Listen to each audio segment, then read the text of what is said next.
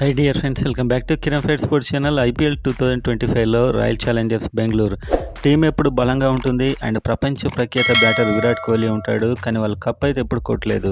So ఈసారి వాళ్ళ team చాలా చేంజ్ అయింది. ఎలా ఉంది, కప్ కొట్టే ప్లేయర్స్ ఉన్నారా లేరా, ఈ వీడియోలో అయితే చూద్దాం. IPL fans and RCB fans వీడియోని గట్టిగా లైక్ చేయండి అండ్ కామెంట్ చేయండి మీకు ఆర్సీబీలో ఇద్దరు ఫేవరెట్ బ్యాట్స్మెన్ ఎవరు అనేది, అండ్ సబ్స్క్రైబ్ చేసుకోండి ఐపీఎల్ సంబంధించిన ప్రతి ఒక్క అప్డేట్ కోసం. సో వీడియోలోకి వెళ్ళినట్లయితే రాయల్ ఛాలెంజర్స్ బెంగళూరు ప్లేయింగ్ 11 ఎలా ఉంటుందో చూద్దాం. ఇంపాక్ట్ ప్లేయర్తో కలిపి మొత్తం 12 మందిని అయితే ఇప్పుడు చూడబోతున్నాం. అండ్ ఈసారి వీళ్ళ టీం ఎంత స్ట్రాంగ్ ఉంది అనేది కూడా క్లియర్గా మీకు అర్థమవుతుంది. అండ్ ఓపెనర్గా చూస్తే విరాట్ కోహ్లీ వస్తాడు. విరాట్ కోహ్లీ ఎప్పుడైనా కూడా వీళ్ళకి ఓపెనింగ్ చేస్తాడు, మంచి నిలకడగా ఆడతాడు, బిగ్ హిట్టింగ్ చేయగలడు. అండ్ ఫిల్ సాల్ట్, ఈసారి ఫిల్ సాల్ట్ని తీసుకున్నారు. సో చాలా డిఫరెంట్గా ఉండబోతుంది ఓపెనింగ్ అని చెప్పొచ్చు. ఫిల్ సాల్ట్ అయితే హిట్టింగ్ చేస్తాడు, సో అతడు దూకుడుగా ఆడతాడు. విరాట్ కోహ్లీ అయితే ఇన్నింగ్స్ని కన్స్ట్రక్ట్ చేస్తూ ముందుకెళ్తాడు. ఫిల్ సాల్ట్ హిట్టింగ్ బాధ్యతలు అయితే తీసుకుంటాడు. సో వీళ్ళిద్దరు ఈసారి ఓపెనర్గా వచ్చే అవకాశాలు ఎక్కువగా ఉన్నాయి. అండ్ నెంబర్ 3లో చూసుకున్నట్లయితే రజత్ పటిదార్. సో ఇతడు ఒక బీభత్సమైన బ్యాట్స్మెన్. ఒక్కసారి స్టాండ్ అయితే చాలా వేగంగా రన్స్ కొడతాడు. ఈసారి కెప్టెన్ కూడా చేశారు. సో ఇతని పొటెన్షియల్ చాలా అద్భుతంగా ఉంటుంది. సో నెంబర్ 3లో ఇంతకంటే విధ్వంసకర ప్లేయర్ని చూడలేం. అండ్ నెంబర్ 4 లివింగ్స్టోన్ కూడా బంతిని చాలా బలంగా కొడతాడు. అండ్ ఒక బిగ్ హిటర్ అని చెప్పొచ్చు. 6లు 4లు కొట్టగలడు. కానీ ఒక మ్యాచ్ విన్నర్గా అయితే చాలా కాలం నుంచి ఇతడు ప్రూవ్ చేసుకోలేకపోతున్నాడు.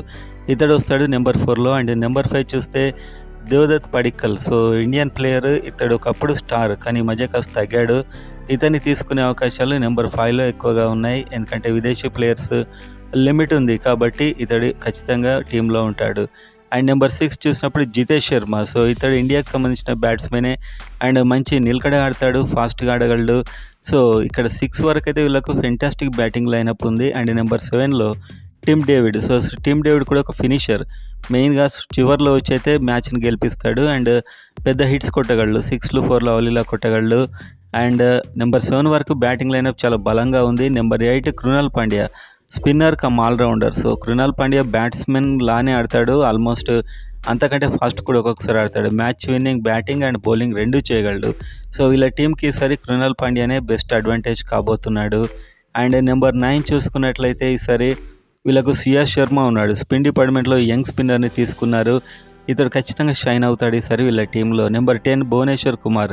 సన్ రైజర్స్ నుంచి వచ్చినటువంటి భువనేశ్వర్ కుమార్ అయితే నెంబర్ 10లో ఉంటాడు, fast bowling. And number 11 Hazlewood, Josh Hazlewood. So మంచి బౌలర్ ఇతడు. అండ్ ఇంపాక్ట్ ప్లేయర్గా యష్ దయాల్. సో మొత్తం మీద చూస్తే ముగ్గురు fast bowlers, Bhuvneshwar, Hazlewood and Yash Dayal. ఇద్దరు స్పిన్నర్స్, శ్రేయస్ శర్మ అండ్ అదేవిధంగా కృణాల్ పాండ్యా. అండ్ 8 మంది బ్యాట్స్మెన్, ఆల్మోస్ట్ 8 మంది బ్యాట్స్మెన్ ఉన్నారు. సో టీం అయితే బాగానే ఉంది. లివింగ్స్టోన్, టిమ్ డేవిడ్ పర్ఫార్మెన్స్ మీద ఆధారపడి అయితే ఉంటుంది మొత్తానికి కప్ కొడతారా కొట్టరా అనేది. సో టీం అయితే ఈసారి ఖచ్చితంగా విరాట్ కోహ్లీ అండ్ పట్టిదార్ రాణిస్తేనే గెలిచే అవకాశాలు ఎక్కువగా ఉన్నాయి. ఇంకో main player Phil Salt. So అతడు కూడా రాణించాల్సి ఉంటుంది.